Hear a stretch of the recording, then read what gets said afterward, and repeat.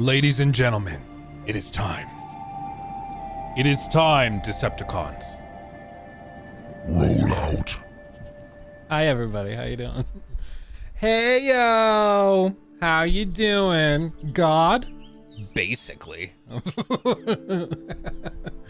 Oh, God. I was watching a stream today and Luke casually called himself God. It was really weird. Oh, Lord. Is that gonna work? There we go. Okay, how's everybody doing? How's everybody? 3 days to Starfield? Yeah. Ooh, baby. Ooh, baby. I mean, I guess I can just share with you guys real quick. I tweeted this out right before we started because it's just getting insane at this point. Yes, I'm reviewing Starfield. No, I will not tell you about it until embargo. I will not DM you. I will not share footage. I will not answer questions about it. It is sheer madness at this point. It's a video game, not the second coming of Christ. We've had attempted hacks into our editing server right down there. I've gotten tons of emails and questions, DMs and stuff asking for just a quick answer about Starfield, as if I'm just going to casually break NDA to tell you something. And then a swarm of other messages and things sharing some of the stuff that is leaked, some of the stuff that is speculation and all sorts of stuff like that, asking for my thoughts on it or for me to confirm if it's real or not. Long story short, I'm not going to do any of that. Like literally all I'm allowed to say is, yeah, I'm reviewing it. Talk about it on the 31st like everybody else. That's that. So it's madness. It's madness. I saw Carrick even from ACG. He was saying, let me just pull it up real quick. He was saying, yeah, if I had Starfield, I wouldn't be answering your questions. So quit DMing me, people. Damn, websites are thirsty. So he has like websites, like game journalism websites emailing him saying, I'll say it's anonymous. Hey, I can ping you a bit. I love your stuff. Says piece of shit who aren't subscribed, don't follow, and basically just runs leaks websites. Most NDAs state pretty clearly not to randomly blather info about games. Yeah, it's just madness. It's sheer madness at this point. So everybody take a breath, calm down, and stop. Stop it. Get some help. That's what this is. We are in the end game stages of the hype cycle, and this is when people turn totally insane. So buckle up, it's only gonna get more wild. And I'm sure I have no idea how the game is gonna review. No idea. We've done polls and stuff like months ago, taking people's bets for where they thought it would land. But I think there's gonna be some funny reactions either way. If the game's reviewed amazing, people are gonna cope on the other side and be like, no, it's actually terrible. Or if it reviews badly, people are gonna be like, no, it's actually amazing. This is all part of a scandal or a scheme. Like, it's gonna be insane. Imagine the madness next year for GTA 6. Dude, I can't even imagine what that's gonna be like. It's going to be ridiculous. Like, sheer madness. I wouldn't be surprised. Wasn't it Red Dead 2? I think Red Dead 2, they didn't share review codes with like any YouTubers or streamers, right? Am I just making that up? I think it was Red Dead 2. They just didn't share it with online creators because, I mean, to be fair, they're like, yeah, no, you're going to leak stuff. Stuff's going to leak if we share it with you. So we're only going to share it with like the big companies where we can sue the ever-living crap out of them if they break NDA. So, not a bad idea. I would be stunned if they send GTA 6 to like YouTube reviewers like me or Skill Up or ACG. I don't think they're going to do any of that. Because, I mean, why would they? They don't frankly need to.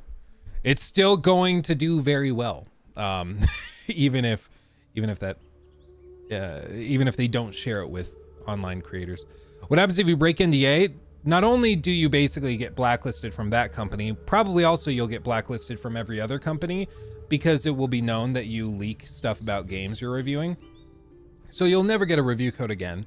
And often they'll be able to sue you for the damages incurred. So like, let's just say back in the day, if I somehow got a review code for a really anticipated game like Red Dead 2, and I leak something about it that maybe is, well, maybe the better example would be the guy that leaked stuff about The Last of Us Part 2. That guy, he damaged the opinion of some gamers and what they held towards that game. So he affected, by leaking that stuff, the sales of the game.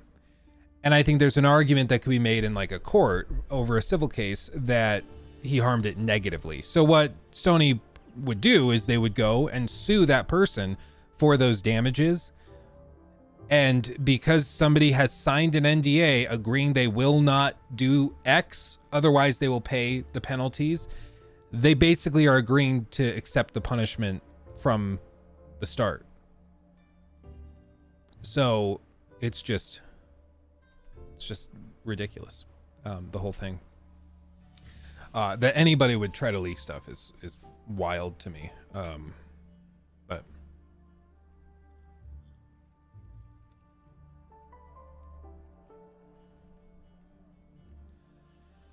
anyway, do I prefer GTA 4 or GTA 5? Kind of depends on the mood, honestly. I'm not one of those that's like, oh, it's definitively better. It's better in certain ways, but GTA 5 is better in other ways. So it just really depends on my mood, frankly. First time in chat here. What's up? Not much, my friend. I'm glad to have you. Rocking and rolling. Today, just full transparency, everybody. Today's going to be a shorter stream. We're just kind of hanging out and chatting today. Because I am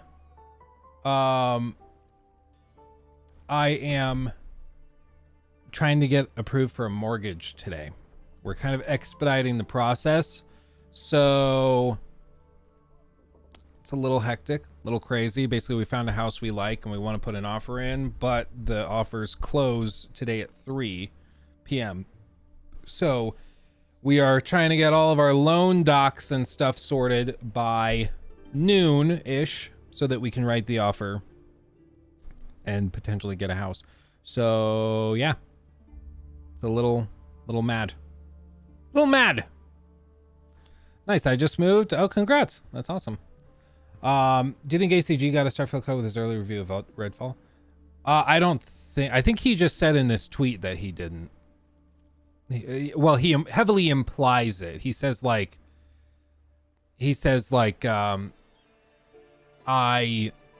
if I had the game, I wouldn't be doing X, but he is doing X, so therefore it must be implied that he isn't reviewing it. So I don't think he got one, but it probably is. I mean, that's another example. Carrick accidentally broke NDA for Redfall because his review dropped, wasn't it only like 5-6 hours early? It really was not that early. I think it was like he posted it at 10 a.m., but the embargo lifted at 10 p.m. or something. Maybe it was 12 hours. It was something, it was just a basic, understandable mistake. But that was a breaking of the NDA. And because it was an honest mistake, they aren't going to go and crucify him or try to sue him. But he probably lost out on his chance to review Starfield as a result, which just sucks.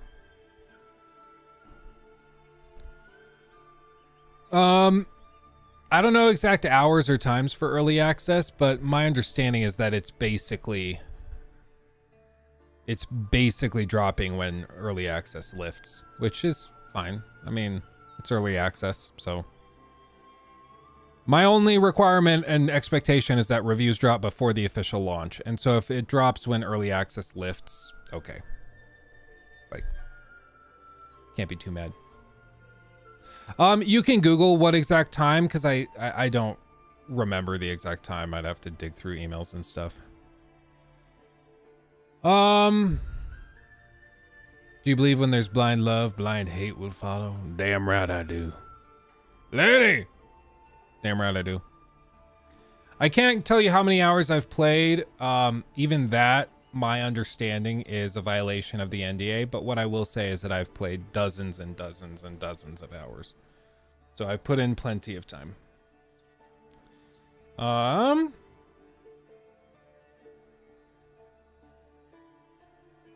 Yeah, I missed out on that Skull and Bones playtest that happened this past weekend, but I got a hold of Ubisoft and they said that they'd hook me up on the next playtest. So next time Skull and Bones is playable, I'll play it. We'll play it on stream or something, but we missed out on it this last time. Gutted for AC. Didn't somebody also say that SkillUp didn't get a review code? I don't know if that's true, but I don't think SkillUp got a review code either. It's just surprising, like everybody that like I saw in the chat and Twitter DMs and stuff was like, wait, so Luke got one, the like skeptical dude got one, but Shillup didn't get one? Like what? It just didn't really make any sense. SkillUp got blacklisted for Fallout 76. I called them actually evil. I said Fallout 76 was nothing short of evil, and like there's a really good argument that it's a scam. He deleted the tweet, probably missed it. Okay. I tried looking up SkillUp's Twitter page to see, but like half of his tweets are complaining about Twitter, and there is nothing more annoying to me than somebody who whines about the platform that they're whining on. You know, it's like writing a strongly worded letter about how much you hate writing letters. It's like, just stop writing the damn letter. Like, just stop it. It's just so stupid. Like, it was like the freaking South Park bit where they're like, the kids announce that they're leaving Twitter, and everybody's like, oh my god, no. Oh my god, no. Like, nobody just leaves Twitter. They have to announce that they're leaving Twitter and then leave Twitter. It's just ridiculous. Are you afraid of Unreal Engine 5 for consoles? It's heavy. It's very heavy. We saw that with Immortals of Avium. It's powerful. It's beautiful as an engine, but it's very heavy to run. And I do think you're going to see a flood of games that graphically look really good in trailers, but then in practice maybe have some performance issues. So we'll see.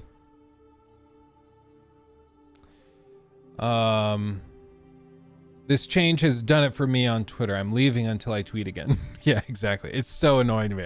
It's so unbelievably cringy to me for people to whine about the platform while on the platform.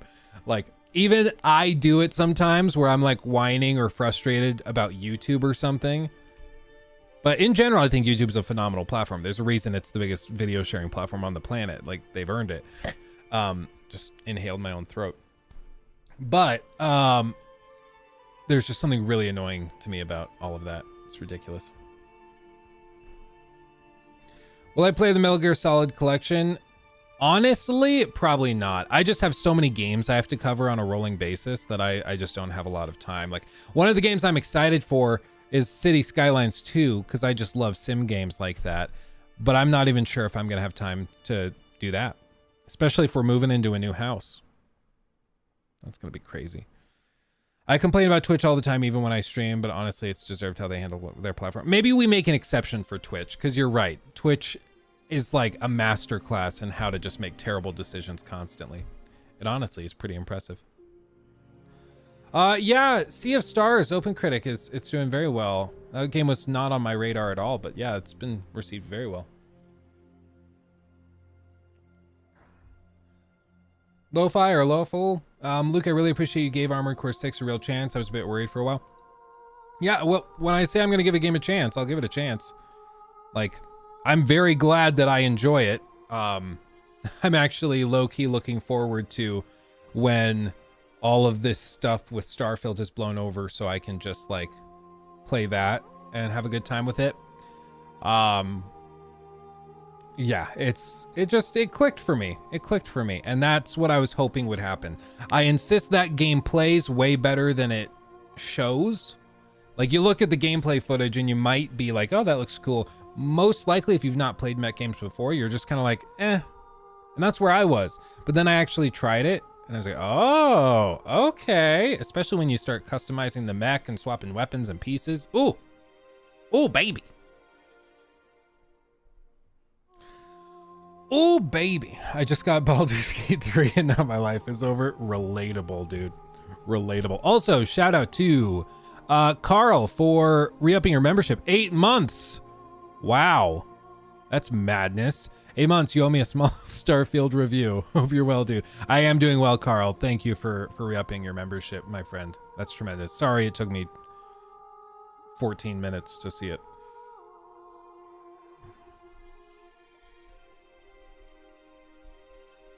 Armored Core 6 has a legitimate shot maybe for the best combat system in games. I mean, I think what's been interesting about Armored Core 6 is that as the game goes on, there's some really tough bosses. I mean, the one everybody points to is the guy at the end of chapter 1, which is the first like hard DPS check. And that has been interesting because like a lot of people think that you should play it similar to Soulsborne games where you just kind of hit your head against the wall for an hour or 2 hours or 5 hours until you figure it out and get past the boss.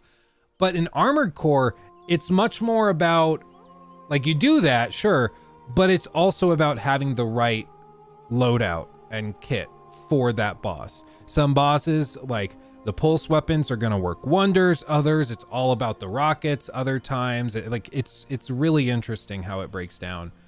Balteus has been kicking my butt. Yeah. Well, it's just, that's what's fascinating. It's like, it's one of the things I actually loved about Bloodborne, for example, is the first time you play it, it's very tough. But if you know what to do, you can just totally break Bloodborne. Like Bloodstarved Beast with Beast Blood pellets and the pungent blood cocktails, like the boss sits there and just eats hits. You can take him out in 15 seconds. It's ridiculous. You can just totally break the game, but you just have to know how. You have to have an understanding. And I love games like that, which are initially very difficult, but once you gain a deeper understanding of the game, it's a walk in the park. I love that because yes, it's exploits and there's stuff like that you could say, but more than anything, it's about the journey of understanding the game and then being able to take advantage of that understanding to overcome a challenge. You know, I love that. Fantasy Files, by the way, thank you for re-upping your membership, my friend. That's tremendous. We'll talk about the podcast once we get through this crazy storm of Starfield madness. Starfield madness.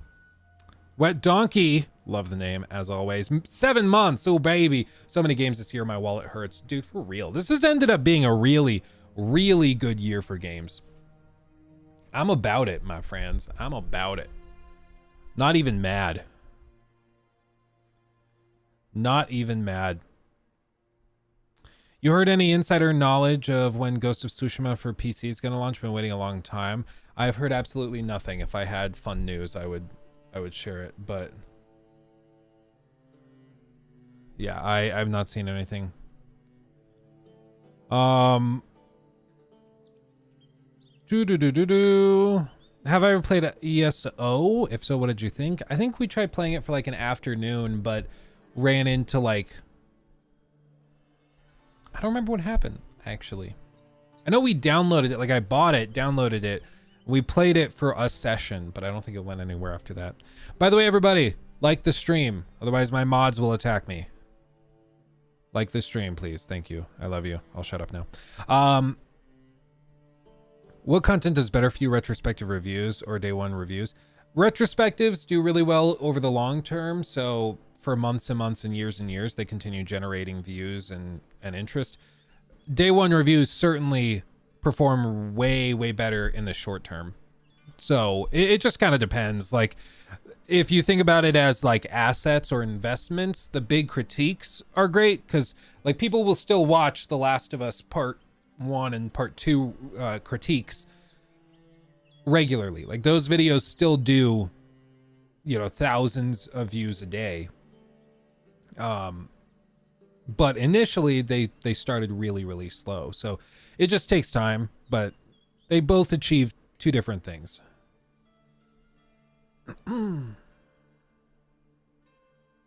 Y'all talk about quality games. I'm sitting here playing Pokemon. Luke, I don't know if you can talk about it at all, but some people on Twitter have. What are your thoughts reaching planet boundaries within 40 minutes of walking in Starfield?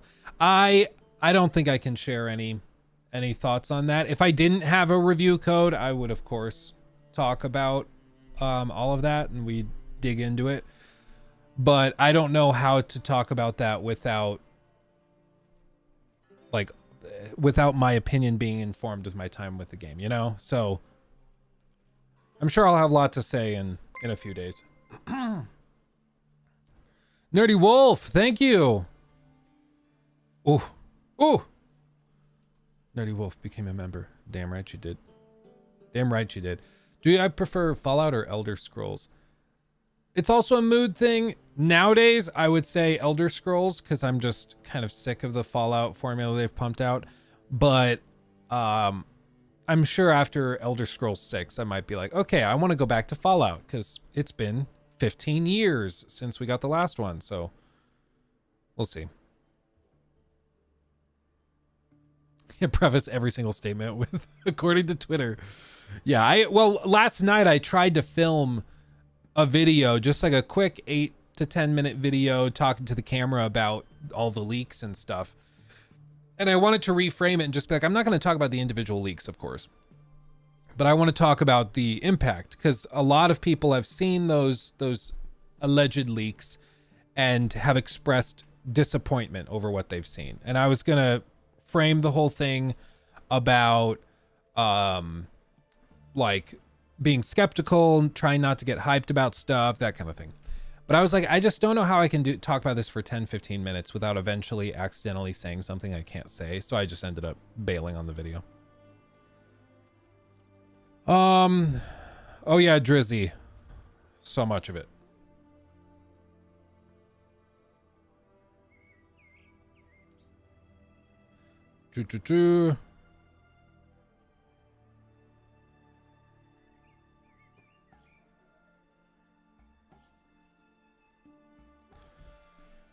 Let's see. Due to current popularity, I can't read. Due to current rising popularity of CRPGs, especially after Baldur's Gate 3, do you think either Paradox or Obsidian will pick Tyranny back up? I think it's a no-brainer. I think they should. As to whether or not they do, I'm not sure. Because, I mean, these games are, I mean, they take like 4 or 5 years to make. So even if they see the overwhelming success of Baldur's Gate 3, and they're like, okay, we can do it now. It's popular again, and it'll sell well.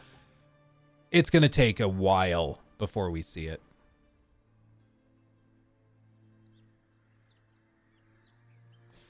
Yeah, people are trying to bait. What was it the other day? There was one on Friday. Somebody put out that was really clever and very sneaky to try and get me to say something about it. It was really funny.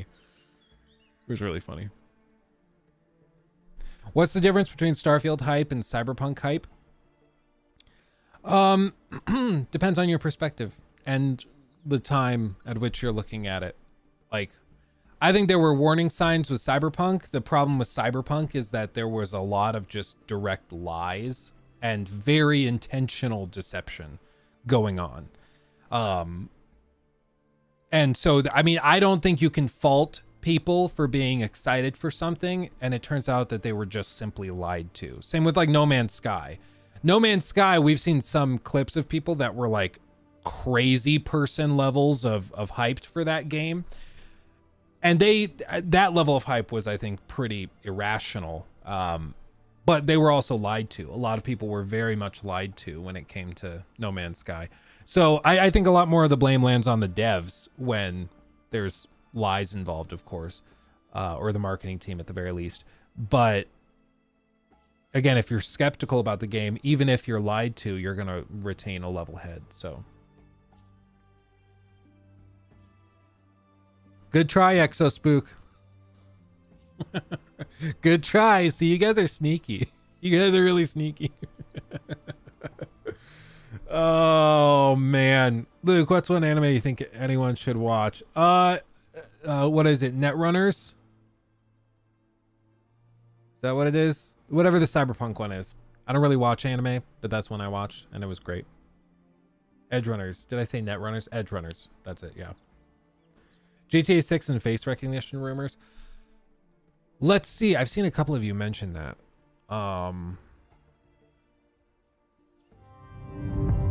GTA 6 face recognition.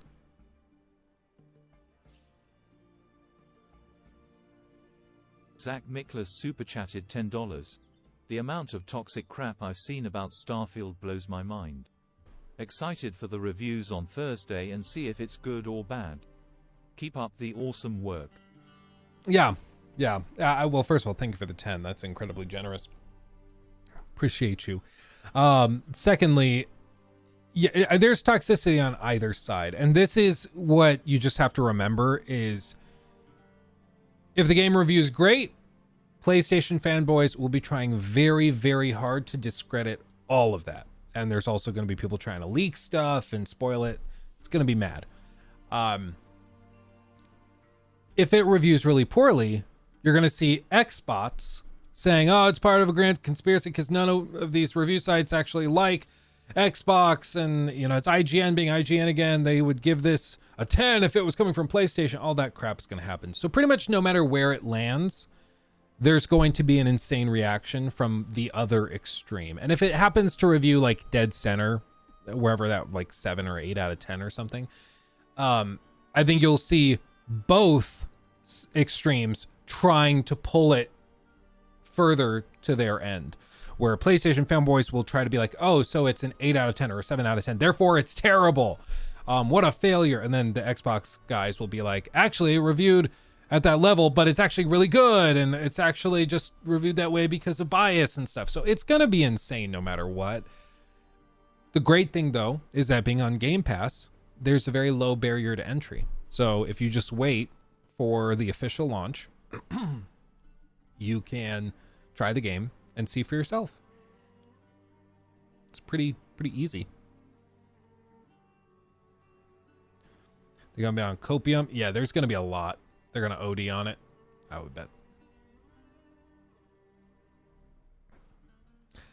I know all of this frustration with me not being able to talk about the leaks and stuff. I understand those frustrations. I feel it as well. But after the embargo lifts, I can let loose and communicate a lot of those things. It's interesting because I will be... Brandon Reyes super chatted $4.99. Thank you, my friend. Honestly, actual KY excited that I own an Xbox, got Starfield, Lies of P, Payday all on Game Pass, Fable in the future. Starting to look up. Yeah. No, they really have done a great job recently. Oh, super chats. You guys are very generous today. Thank you, guys. And thank you, Francis, by the way, for the 2.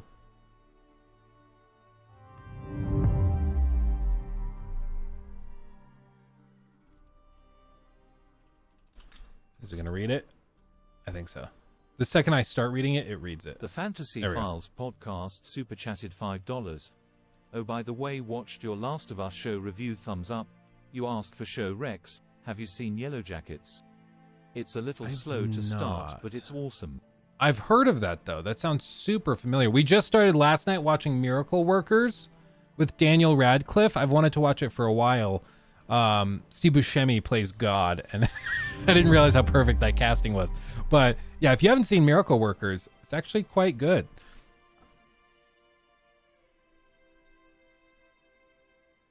Francisco C super chatted $4.99. I know you can't review every game for October. What's your expectations to hit and games you know already you're going to miss? I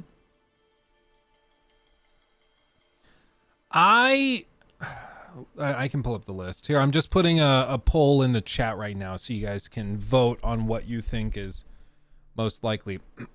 But let's see, October. Like my priorities, I guess Liza P is September, right? So Liza P is September. Biggest games coming out are Hellboy Web of Word. I'm probably not that. I don't think Detective Pikachu, Forza, no, not really. AC Mirage, of course, will be tackling. Lords of the Fallen, probably not, just being honest, because I'll have my hands full with Mirage. Sonic, I'm not touching that with a 10-foot pole. Spider-Man 2, if I can get a copy, that would be great. PlayStation's been a little inconsistent. They sent me, like, I've got a good relationship with part of their team. Like, they hooked me up with all of that HBO stuff for the Last of Us show, which was tremendous. And then we also got, like, The Last of Us Part 1. We got God of War Ragnarok. We've gotten some of those games. But then a couple of their more recent ones we haven't been able to get a hold of. Like, we weren't able to get a hold of Forspoken or any of those games. But those were technically Square Enix. So we'll see if that works out. Mario Brothers don't usually touch Nintendo stuff because Nintendo is evil. City Skylines 2, a game I would love to tackle just because it's it's right up my alley. I just generally like these kinds of games, but probably not great for the channel. Alan Wake 2, I'd also like to cover it, but I know next to nothing about it, so we'll see. We'll see. Oh, that's funny. Microsoft Access Game Pass free trial ahead of Starfield launch. The company previously let gamers enjoy Game Pass for 14 days for just $1. Honestly, I don't think that this is that unreasonable. Because let's just be honest, a huge number of people would just be using the single dollar trial for a game that costs $200 million to make. So I don't blame them for doing that. I'm honestly shocked that they haven't done it sooner. But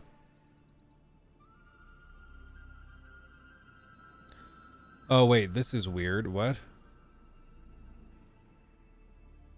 Okay, I don't think that is the GTA 6 thing. I googled like Rockstar facial recognition tech, and it popped up with a story. The ESRB wants to start using facial scanning technology to check people's ages.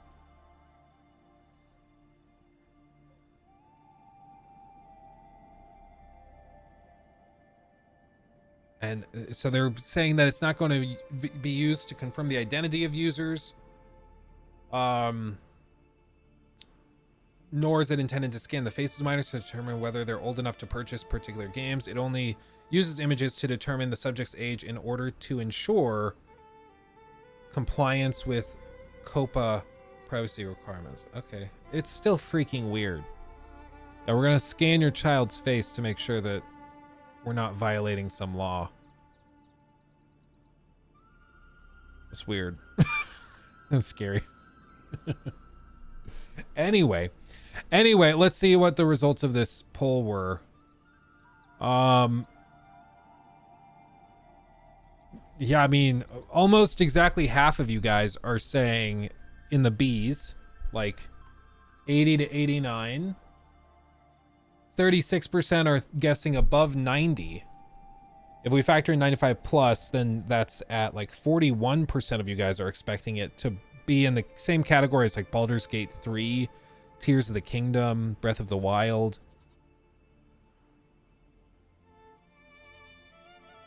Interesting. Bear in mind, Armored Core 6 launched at what, 87, 88? It's interesting. What do I think? Good try. I mean, you guys know, like, before I got the game, before I had any of that, I believe I said I was guessing high 80s. Has that opinion changed now that I've played it? Who knows? You'll have to wait. But before I had all this, on stream, I said I would guess like high 80s. That's what I thought. Am I going to be right? Am I going to be too cynical, or was I too optimistic? We'll see. Was Armored Core 6 accurate at 87? I think like most of the reviews for where is it? For Armored Core. Armored Core. Oh my god, just where is it? Fires of Rubicon. Oh, interesting. So it actually is a little more all over the place. If you look at it on like Xbox Series X, it's at 81. Only 10 reviews though. So PC is probably the definitive place to look. And of these, it's like, it's a little mixed. Oh, VG 247 give it a 60? Rob Forbes super chatted $5.18. When you were covering Gotham Knights, you showed that you got the Batman New 52 comics. Is reading comics a hobby of yours? I would say it's like I like them. I don't have a collection or anything. It's mostly just because I'm not familiar enough with them. But I like them. I've got the New 52 just down right there, and the Witcher books and everything. So I have them. I love the New 52. I think it's very, very well done. That's why it's all the more frustrating that the like take on it in Gotham Knights is so lackluster. It's really too bad. But yeah, I like them. Is Starfield the biggest game of the year with all the hype and it being Bethesda? It's one of them. I mean, Tears of the Kingdom was huge, of course. Baldur's Gate 3 has also dominated public discourse for like a month plus. But I think probably the winner of biggest game of the year in terms of discussion and discourse, dominating social media, mass market appeal into the mainstream. I don't know how you say it's anything other than Hogwarts Legacy. Like, Hogwarts Legacy reviewed okay, even pretty good in like the 80s, low to mid 80s, which I think is probably fair. But it still was gigantic. I mean, that game sold more copies than you can shake a stick at. It's ridiculous how well that game sold. So let's see. Let's see. The short version of all that, Armor Core 6's customization is impressive, but outside the usual upgrades to your defense and health, it's not really essential. Neither are some of Armored Core 6's other big new features. It touts its verticality and omnidirectional battles as core pillars of the experience, though they're not as impressive as they sound. Omnidirectional combat just means enemies moving all around you, something that makes for fantastically tense boss battles, but adds little to most of a mission's standard encounters. Verticality is weaker. Armored Core 6 doesn't tie mobility to your bot's parts like AC5 does, so gaining height is just a matter of finding footholds to wait on while your energy recharges before you fly again. Vertically designed stages end up just having obstacles for the sake of okay. Armored Core 6 is the essence of a soft reboot. It has the unenviable task of drawing newcomers to a niche, sometimes overly challenging series, without changing too much of what made fans like it to begin with. The result is a mixed experience that, while it has some shining moments of brilliance, feels a bit loose and never plays to its strengths. So it sounds like he's like a hardcore Armored Core fan, and then he's not super thrilled that it's trying to appeal to new players. I can get that. But this is an example of why the star system doesn't translate super well to out of 100 scores, you know. It's like 3 stars, which is good. It's not amazing, it's not great, it's not a masterpiece, but it's good. 3 out of 5. But when you convert that to 10, it's 6 out of 10, which for most people is like bad. So it's messy. David Clough, by the way, thank you for the $5 Australian. Hey, Luke, do you think Rockstar's simulation elements in their single player campaigns hold the fun factor back, or are they what make the games stand out? I think they generally help with immersion, and people like it. You know, and they're usually gamified, and it also depends on which one we're talking about. In like Red Dead Redemption 2, of course, the simulation elements are a lot more robust. But on the like GTA side of things, it's always very video gamey. Like if they were trying to be really more grounded and realistic, then they would have like a similar bounty system as what Red Dead has. But they don't. Instead, if you just hide under a bridge for 35 seconds, the police and police helicopters and everybody just forgets about you. There's no like, oh, we have the picture of the guy and the license plate and we're going to keep looking for him and, you know, until he pays off some government official. They don't go to that extent because I don't think that would be fun. So it just depends on which one we're looking at. But I think in general, Rockstar understands that the games are trying to do different things. GTA 5 is more about just being a sandbox where you can just do ridiculous things, and they want to keep it feeling like it's a city and not just a playground, but it's still just, you know, it's not that realistic. Did you see the vice president of writing left Rockstar? I'm starting to think GTA 6 will be a letdown. Maybe. I mean, it might have also just genuinely like retired and moved on. Some of those guys have been there for like 20, 30 years. Granted, sometimes it can be a red flag and sometimes there are warning signs. Like, I think Rocksteady is a great example.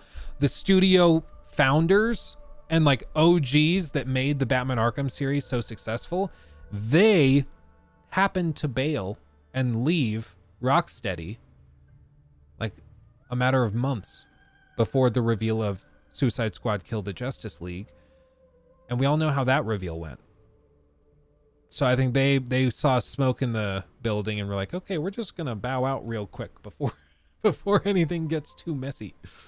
So sometimes it's a warning sign, sometimes it's not. I think it's interesting and it's something to remember, especially once we know more about the game and we actually see it. Maybe then we can correlate the two. But as of right now, it's just a thing that happened. Hindsight's 2020 though. You know, when we look back, if the game is received poorly, or the writing super cringe and it's like Saints Row all over again, but with GTA, then maybe we'll look at it and be like, I don't know. It'll be interesting. Who's calling me?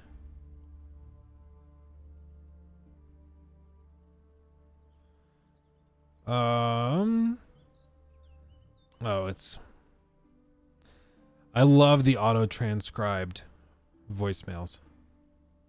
I love it because you don't have to like awkwardly listen to it. It's just there. You can just read it.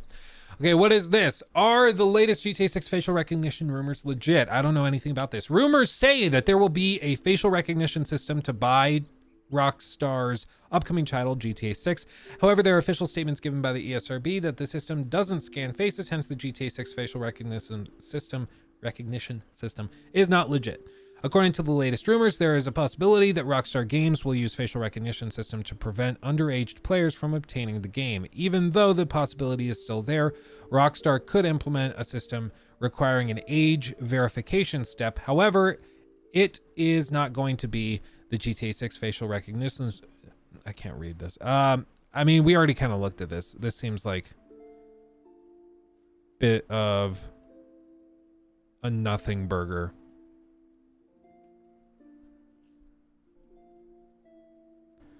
It appears the ESRB is not employing cutting-edge technologies to stop kids from purchasing explicit games. The Children's Online Privacy Protection Act, or COPPA, is the reason they're doing it. It follows that organizations intending to gather or share information from children must obtain permission from their parents. It is weird now. Like, I remember back in the day when you went into GameStop, you had to go and your parents had to be there and show their ID and then verify that they were okay with you being a child playing this M-rated game or even teen game. It was like a whole thing. I remember going into GameStop and the guy behind the counter, I really wanted to get, what, I think maybe Far Cry 2 or 3. It was one of those. And it was, I don't remember which one it was. Was it 2? It might have been 3. So I would have been like 15 at the time. So I could see that being. So I couldn't get it myself, but we went into GameStop and my dad was there and I wanted Far Cry 3. So I grabbed it off the shelf, went to the counter, and the guy is like, so this is for you? And I was like, yep. He's like, is your dad here? Yep, there he is. And my dad comes over and the GameStop employee is like, so just want you to be aware this is rated M. Do you understand that? He's like, yeah, I understand it because it's got guns and shooting and stuff. And then the GameStop employee proceeds to like talk my dad out of letting me get the game. And he's like, well, and plus the bad guy in this is a guy named Vaz. And he is extremely disturbing. I mean, this guy is as evil as they come. The game is extremely graphic. It's very disturbing. And like this guy whose job is to sell video games convinced my dad that this was basically some sort of satanic ritual of a game. So my dad didn't get the game. And I didn't get to play Far Cry 3 until much, much later. I still loathe that GameStop employee. If I ever see him again, I'm going to slap him. Like, how dare you? How dare you, Salvation Army salesperson? I was like, yeah, it's your job to sell me this thing. And you're not like, I think he was on like an honest crusade. He's like, I'm gonna help this family by saving their child from the evils of video games. Oh, so evil. The guy was like, if you make it past the first few minutes, you can get through anything. How many siblings do I have again? I'm one of 10. Luke, how much do you think would people not criticize Starfield for, say, bugs and lack of performance because, quote, that's just Bethesda's charm? And would you also inform your review with that caveat? I think with performance stuff, it's just a matter of showing it and the viewer can decide. Like with Hogwarts Legacy, there were some bugs and stuff I encountered.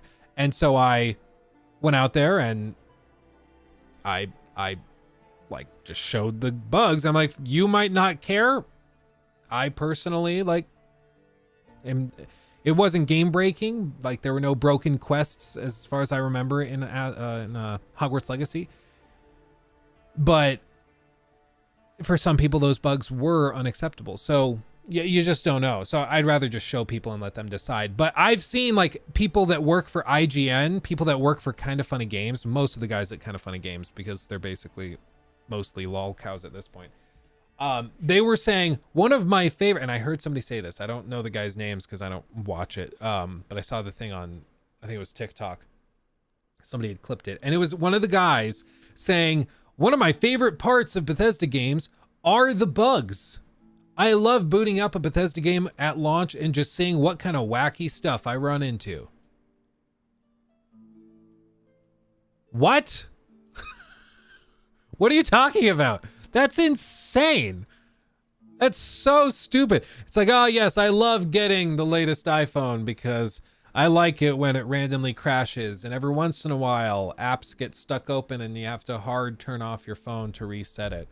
I also love when my headphones randomly disconnect and when my car has all of the check engine lights turn on even though nothing is wrong with it. I love that. It's so quirky and fun.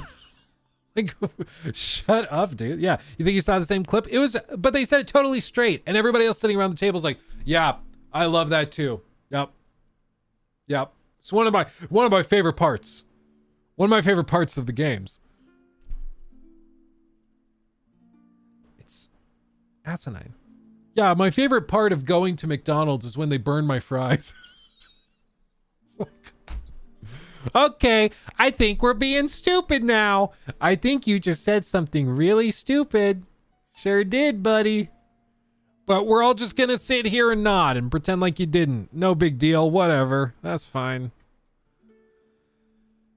Man, I like crispy fries, not burnt fries, to be clear. I like the crispy ones. Nothing's more disappointed than a soggy, limp, flaccid fry. Let's see. When you get a game to review, do you report back to the company bugs or opinions, or just publish the review? Not usually opinions, because they're going to see it when the review drops. But bugs, yeah. So, what game was it? Was it maybe Callisto Protocol? I remember sharing some feedback. AC Valhalla, or sorry. Assassin's Creed Valhalla. That one, I remember sharing a bunch of things I encountered and ran into, and most of them were already on the list to be fixed. But like for most reviews, if I run into like, especially a game breaking bug or a soft lock or something that like breaks a quest or something that is a bigger deal than like stuttering or something like that, I will communicate it to them. And sometimes they'll have a fix. They're like, oh, do this, do that. And all of a sudden the problem's solved. Other times you'll reach out to them and it's like, okay, thanks for letting us know. We'll add this to the list.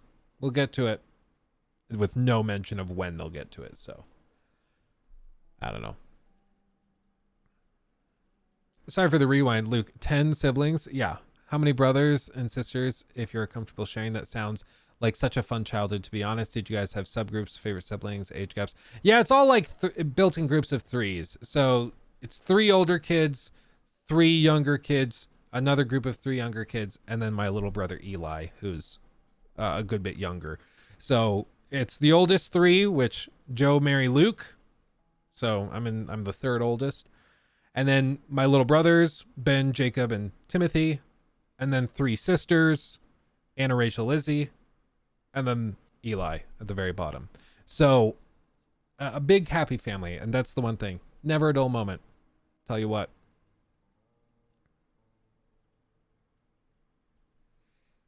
What's the ending of Starfield? You wake up, the whole thing was a dream, and then you realize that you're actually on shift at a Denny's. And then the last mission before the credits roll is you preparing a flight of happy birthday pancakes for Walter White. It's pretty trippy, but really well done. You must be a Weasley. Oh, man. I feel like that, you know what, Corey, I think that it might be that might be the case. I mean, might be the case. If I don't see that, I'm pissed. Dude, somebody make a mod of that now. I need to see that. I'm one of 9. Oh, so funky, you know. Never a dull moment. Never a dull moment.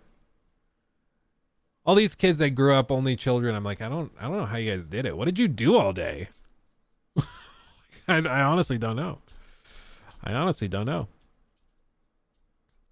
Dude, I love that more than the other. Just imagine if that, like, just put yourself in the position where you're sitting on your couch playing Starfield and then that's how it ends. And you're just like, like asking Todd afterwards, so where did that come from? He's like, I just really like Breaking Bad, and I just really thought it would be cool if we tied the universes together. Oh man, it would be amazing. Good for you, Ambient. Hopefully you stretched. The wrist, you got to be careful with your wrist. Unless of course you're being metaphorical. In which case maybe be literal. Who knows? The camera zooms out and you see the edges of the monitor. As it zooms out further, you see multiple monitors on desk around similar images on the play. You were playtesting Starfield the whole game. What if that's like the big reveal is that you weren't actually playing the game. That's funny. It's funny. That would be so great. Thoughts on AC Mirage? I think the game, most of what I've seen, if not everything, like my only concern is that they're gonna do this weird NFT thing. But it seems as though they stripped it out of the game and put it off into this weird like NFT collectible statue 3D printed thing that they're doing. That now is already kind of dead on arrival. So it seems like they've given up on the NFT thing. I do think at some point there probably were NFTs built into the game that they stripped out, which is part of the reason it was delayed. But that's pure speculation. I have no direct knowledge of that. And honestly, if they stripped it out, good on them. But as for the game itself, most of what I've seen looks like what I want. It's built in a way where they're trying to return it to an older style, where it's a little shorter, a little leaner. It's less about hack and slash and more about tactics and positioning, and I love that. So I'm hoping that we can try it. I'm hoping that we can review it. I'm hoping I can, really dig into it. Just modded DLSS 3.5 into The Witcher 3, and damn, it looks good. The files were released today. Oh, really? That's tremendous. I mean, speaking of that stuff, let's look at this. This video was posted by Nick Tech. I'm not familiar with this creator, but this video's done quite well over 2 days. And apparently he says AMD destroys Nvidia with FSR3. Now, my stance on this, and I will die on this hill, DLSS is leagues better than FSR2. And if you don't know what they are, DLSS is just the super sampling, the deep learning super sampling, whatever, upscaling that they do on Nvidia hardware. And then FSR is the like full super resolution or something like that. I think that's what it is, but that's AMD's version of it. And so because of how a lot of consoles were made and manufactured, most consoles are using AMD chips inside and AMD manufactured stuff. So usually consoles only support AMD's technology with it, which is a bummer because FSR compared to DLSS is way worse. Ghosting all over the place, Timor artifacting, it's just nowhere near as good. 299 super chatted $5.45. Thank you, Timur. Keep making awesome vids. I will. Thank you, my friend. Appreciate you. So, with all of this, it's just important to, I think, be upfront and just say, like, I think FSR2 was significantly behind DLSS, but this guy seems to be claiming that FSR3 is a big step up from DLSS. So let's see how. Ada introduces DLSS 3, a new AI that generates entirely new frames rather than just pixels. DLSS 3 allows the Ada GPU to render the game at a much higher frame rate than the CPU is able to compute the game. What FSR 3 is, Which, to be fair, does work very, very well. If you play something like Cyberpunk 2077 with DLSS and frame generation turned on, it can just straight up like double your frames. It's insane without any noticeable impact to gaming performance or lag or anything like that. It's ridiculous. It's like as close to magic as you could expect it to be, but it only works on the newest GPUs. So it only works on the stuff that you have to pay big bucks for. in case you're not sure, is fluid motion frames technology. And what that does is it literally generates frames for you in your game, which can double and in some cases triple your frame rate.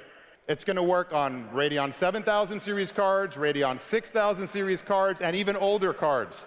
How's that? But you can't do this to me. I started this company. You know how much I sacrificed? Doubling and tripling your frame rate on any card that can run it, basically. Okay, but we didn't stop there. Which already is crazy. I mean, this would be like Nvidia supporting DLSS 3 on like a 980 or a 970. It would be very impressive. Fidelity effect super resolution. And AMD cares about Fidelity effects super resolution. So FSR, Fidelity FX super, okay. all gamers. So we enabled FSR 3 not just to work on Radeon graphics cards, to work on any graphics card. Okay. Hopefully it doesn't suck anymore. It's just frustrating because all of these console games only support FSR 2, and that, like, if you played Jedi Survivor and you thought that game looked really blurry and just gross, it's because it was using FSR 2. It also wasn't optimized very well at all, but the way they tried to get it to a reasonable level of performance was with FSR 2, and it's just nowhere near as good, in my opinion, as what DLSS can do. But they're claiming FSR 3 is a notable step up. So 2023 has been let's see. a really good year for This is from Techfluencer. gaming so far. We've seen so many amazing games coming. Let's see. He's going to compare Looking for them. an animation studio that can turn your AMD, just like a few supported games like Nvidia, AMD just announced that Just the need this side by FSR side. 3.0 is going to be supported by all the DX11 and DX12 games. And they also showed exclusive gameplay footage of. So, I mean, they're saying that it's funny they use Forspoken.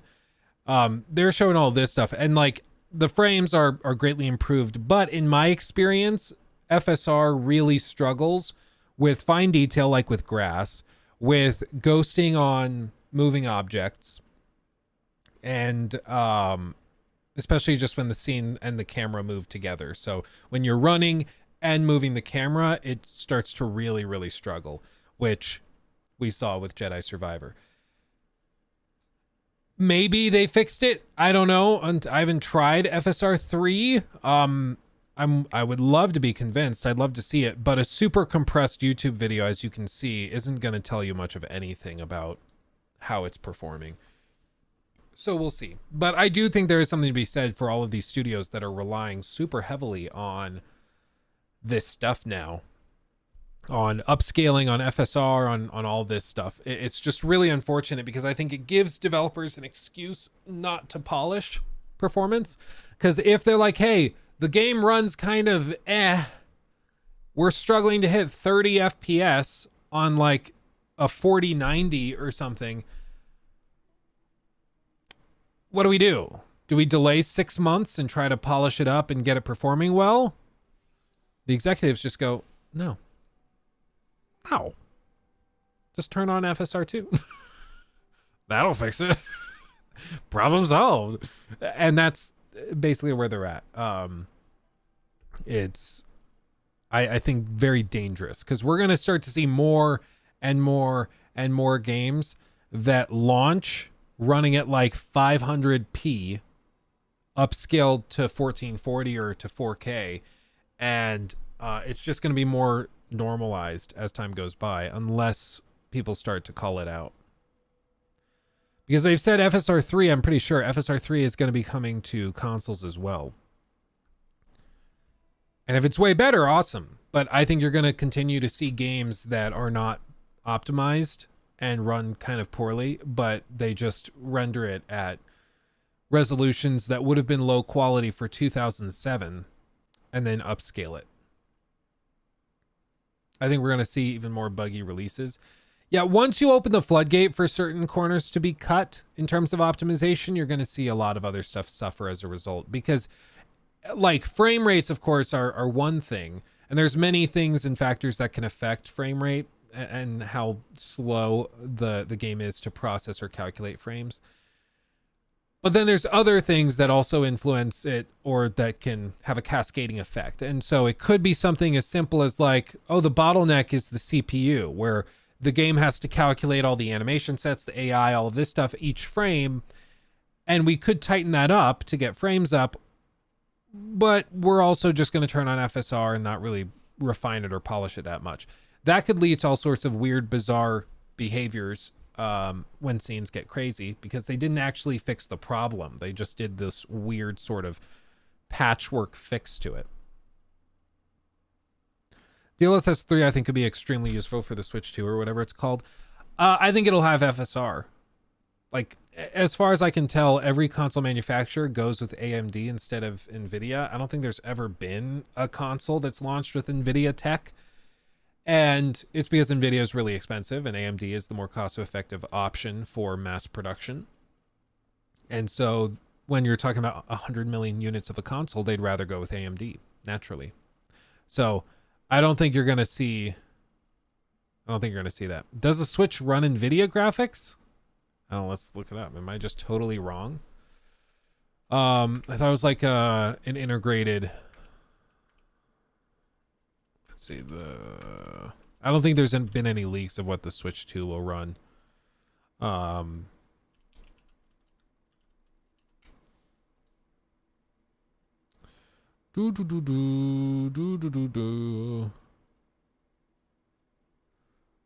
it's the Nvidia Tegra X1 system on a chip, the SoC. I stand corrected. The Switch is an Nvidia. Interesting. But I mean, it's if they're locking DLSS 3 to like the 40 series and the 30 series, they're not bringing it to the Switch. I'll tell you that. Maybe they've got something figured out. If anybody knows in chat, does anybody know if there are any like SoCs that support like any of the DLSS stuff or AI stuff? I don't think there's anything system on a chip that can run it.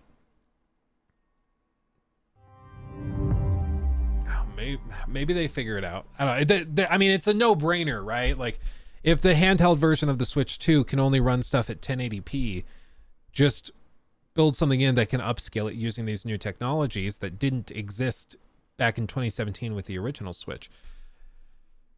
But, I mean, we'll see if they actually go through with it.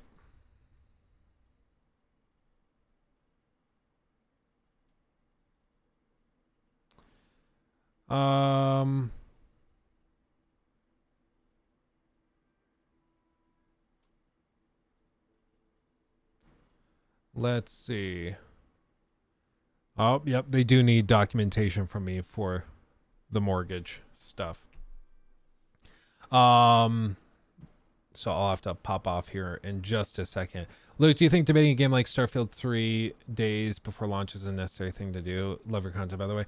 No, so much of this stuff is just, it's really, really dumb that people are like still trying to hack into servers, still trying to like get creators to leak stuff. And the game's review embargo lifts in just a few days and early access starts in a few days. Like, it's just kind of silly. Like, everybody just take a breath. It's okay. It's going to be okay. Yeah, having a 3080 Ti that can't use DLSS is kind of disappointing, but it's also a very transparent marketing trick. Try and sell me my perfectly good car and buy a 40 series. So not for me. Yeah, it's clear. I mean, I think it's mostly marketing stuff. The worst box. Also, thank you for the super chat, my friend. What are your top 5 current devs? Probably. I mean, Santa Monica, Naughty Dog, Asobo Studio, I've been very impressed with. I think they're only going to continue to do crazy, impressive stuff. I'd probably also toss... I mean, we'll see what CDPR is able to do. They burnt most of their bridges here, but I think they've shown that they have a very talented team. They just had really slimy management. So we'll see if that fixed itself. But CDPR, I mean, I don't think there's any denying that they are very, very impressive. And then like Larian from Soft, those guys, of course, are up there. There's a good number of them. I mean, we're very fortunate to be in a position now where there's a lot of really high quality studios out there that just drop bombs every time. Luke, Nvidia has apparently been catering to AI and LLMs and have stopped caring about gamers with at least their 40 series GPUs. Maybe this is AMD's cue to take their lion's share of the market. Probably. I mean, it's clear that Nvidia, I think they crushed their revenue targets and profitability targets this last quarter. And most of it was tied up in the AI stuff. Their stock shot up like 6% in a day, which is madness. Price target moved up to like $617 a share. Just insane. Insane. Yeah, I mean, Rockstar is also a phenomenal studio. I throw them in there. Like, there's just a lot. There's a lot. What's Naughty Dog's best game and why is it The Last of Us 2? I think The Last of Us Part 2 in a lot of ways is their most impressive game ever. As for whether it's like my favorite, I think it just depends on the day. I think it's really impressive and great in many, many, many ways. But then also there's something to be said for like Uncharted 4 or Uncharted 3 or Uncharted 2, a lot of people's favorite. Or The Last of Us, you know, there's a lot of really great games that they've put out. But yeah, we'll see with Nvidia. I mean, Nvidia clearly has leaned in a lot with the AI side of things and the LLMs, because if they can sell those, I mean, they're selling those to huge companies that are going to use those chips and that tech to train language models, which is extremely intensive. So it makes sense that they would focus on that. The 40 series is really impressive, but I mean, again, it's primarily built on appealing to people who care about a gimmick, which in many cases is ray tracing. I mean, I think ray tracing is really impressive, but most gamers, I don't think, would say that ray tracing is worth sacrificing so many frames, especially when rasterized lighting that's baked in properly can do very, very similar stuff. AI upscaling and DLSS and that stuff I think is more impressive, and so I think you're going to see them leaning more and more into that, where their next 50 series chips are probably going to be built around that stuff. It's going to be a major part of it. But you know, this is just how it is. It seems like every 5-6 years they find a new kind of gimmick to lean into. And you know, for a while they were doing the SLI thing and they were trying to sell you 2 or 3 of these graphics cards to like strap together and run together in one PC. Then they stop supporting that, and then it moves into single GPUs that are pushing for 4K gameplay, which is wild. Can you imagine a game running in 4K?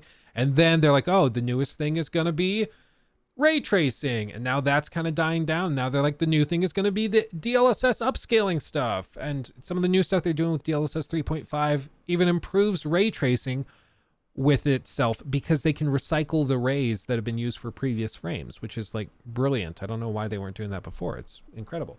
So it's going to be interesting where it goes, but I mean, it's not just a walk in the park for AMD to waltz in and be like, yep, we're going to take on Nvidia in the PC desktop market. Like, I just don't think so. Hi, my brain is Liza P in Starfield. Help. I'm excited for Liza P as well. I'm excited for that. That's going to be good.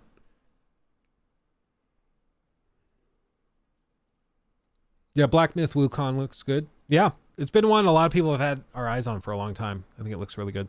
To be honest, only games where ray tracing is very impressive is Cyberpunk, Control, and now Alan Wake 2. Yeah, and in order for it to look really, really good, you have to make a lot of other sacrifices, and it also requires a supercomputer to run properly. So I like I said, I just think for most players, they would rather the game runs at 60 with rasterized lighting than it runs at 30 with ray trace lighting. I think most people are at that spot.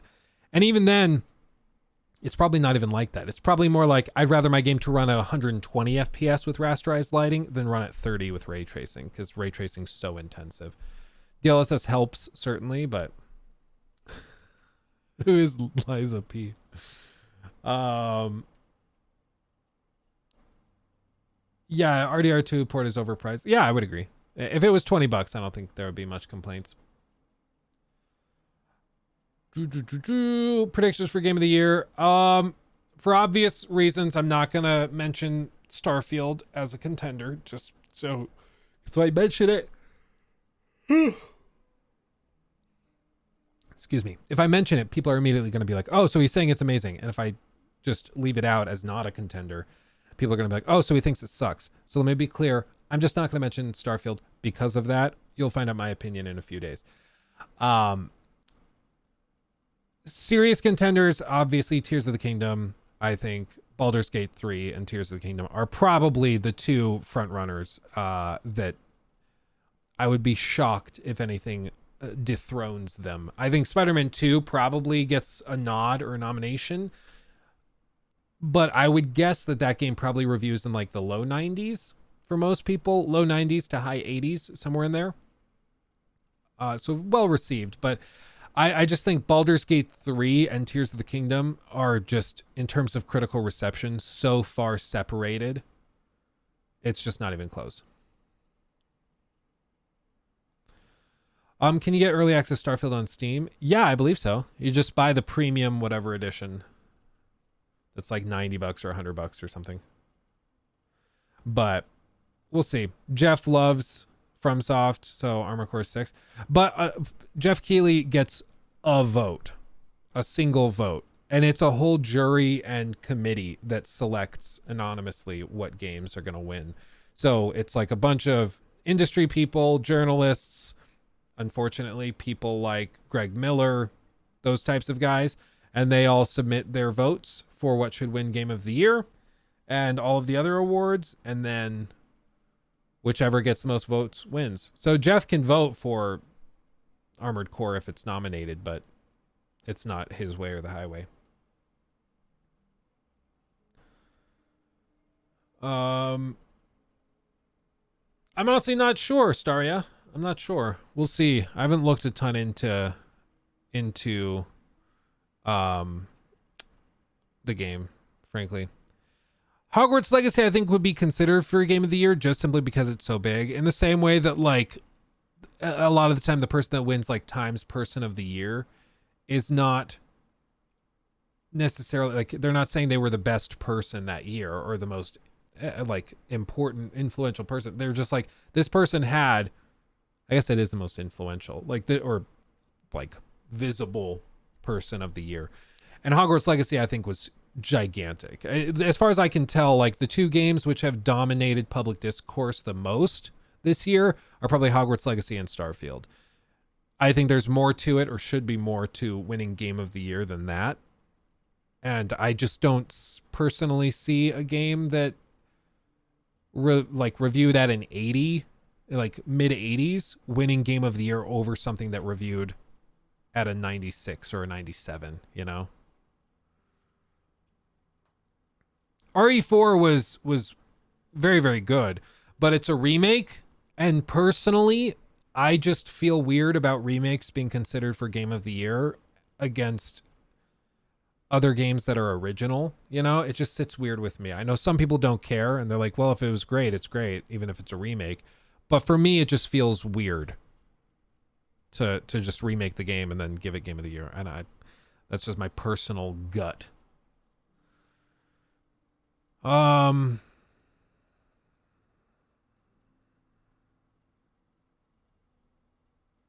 Dude, I forgot about Dead Space. I totally forgot about that. Yeah, that did launch. Do you think if Jedi Survivor wasn't a disaster at launch, it could have been considered for game of the year? I'd probably. I mean, it still is probably going to get nominated in like the best action adventure game category. So it's probably going to get nominated there and might win an award or two. But yeah, the performance issues at launch, I think, disqualifies it pretty solidly.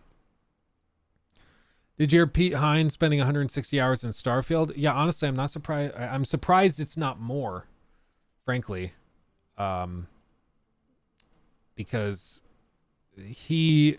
I know he works with Bethesda Softworks now. He's not in the studio at BGS anymore, but I would expect it to be a lot more. Maybe he's not counting like playtest time or other stuff, but yeah, I was surprised it wasn't more.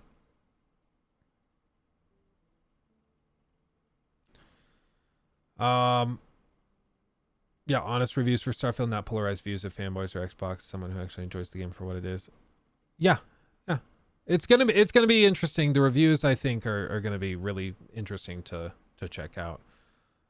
It's funny because I think people need to remember, like, when you're reviewing a game, like, I'm not talking to other YouTubers. I'm not talking to other people. Of course, my friends don't have the game. I can't talk to them about it. So my opinion is just my opinion in a bubble, in a vacuum. Like, it's just my opinion without any outside influences. So when the game eventually launches or when the review embargo lifts, I'm just as interested in seeing what everybody else thinks. You know, it's exciting for me too. And it's also a little stressful because you're like, sometimes the best example of this was that Gollum review, because I played Gollum and I was like, this is like one of the worst games I've ever played. This is ridiculously bad. Like, not even hilariously bad. It is so bad. It's blowing my mind.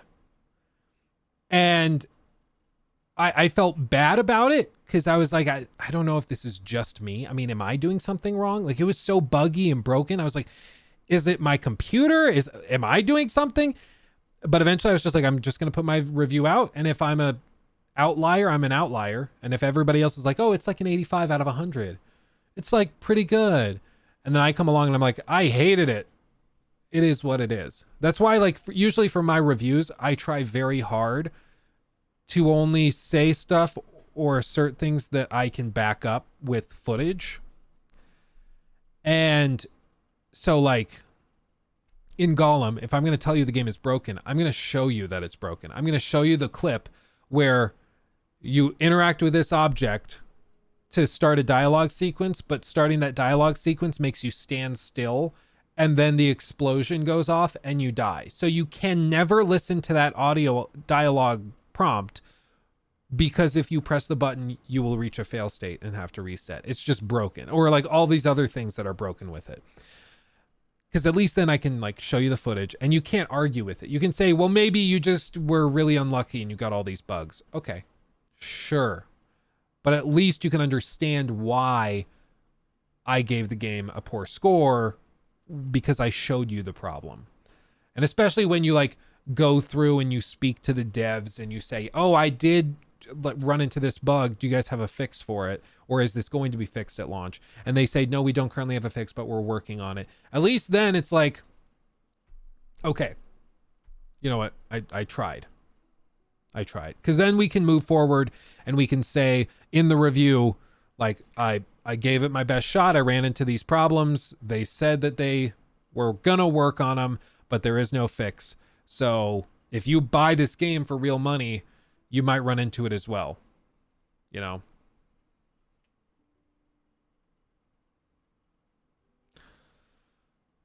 Yeah, the Gollum game. I think the Gollum game is actually going to be remembered a lot better than some of the other games that have launched this year. Like, I think people are going to remember Gollum for years and years, but I don't think many people are going to remember, say, Immortals of Avium. Which is weird. That the horrible game gets remembered better than the game that's okay. You know, like, it's just really weird. Rip Redfall. Yeah, Redfall will also be remembered for all the wrong reasons. Am I going to stream Starfield? Probably, yeah. Luke, can you share if you have started or are currently working on or finished the review or other videos on Starfield?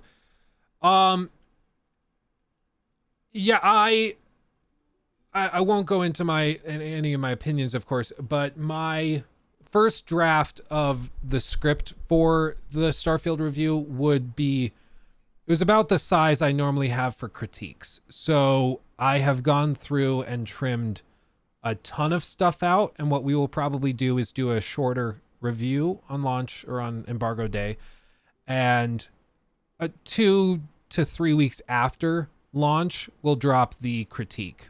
But both of them are going to be produced pretty close to the same time. And beyond that, there's a couple of other videos that I'm producing ahead of time also. So you should do a premiere of that video, Luke, and be in the chat with us. Yeah, we could probably do that. I might be on a plane when the embargo lifts. I'll have to check. Can I share how many hours I've played? I don't think I can say specifically, but it's dozens and dozens and dozens. Plane stream? Maybe. You know, some planes have Wi-Fi. Others don't. It's weird. I think we're flying Southwest and they usually have Wi-Fi, but for some reason none of my Apple products like to connect to it. It's weird. Let's see. Are you shocked Bethesda gave you a code to do a review? Little bit. Shout out to my agent for connecting us with the right firm. I think it's all to do with them. They knew the connections and figured it out. So shout out to Jake with 28th Avenue Management. You guys are great. Yeah, that bandwidth's not going to be enough to stream. Yeah, I don't think so, but it should be enough to like hop in a chat and comment maybe. I don't know. We'll see. Anyway, guys, like I said, I have to go finish filling out paperwork for a mortgage. I just got the email that they need me to send over more stuff. And naturally, I don't want to pull out tax documents here on stream. So I'm going to go do that. I will have a video going up tomorrow that will be a little interesting, speaking of Gollum. And then on Thursday, it's Thursday the 31st, I think. On Thursday, I believe it is, the embargo will be lifting for Starfield. Yeah, Thursday. And my review will be going up. So buckle up, buckaroo, for that. Wednesday, we'll be back in streaming. We might be able to also do a members-only stream tomorrow. So if you want to check that out, make sure to hit the join button or do !join in chat and you can become a member. It'll be awesome. But yeah, thank you for chilling with me. Much love. Stay safe, everybody. And I will see you very, very soon in the next video or the next stream, whatever comes first. Much love, everybody. I'll see you then. Hugs and kisses. Bye-bye.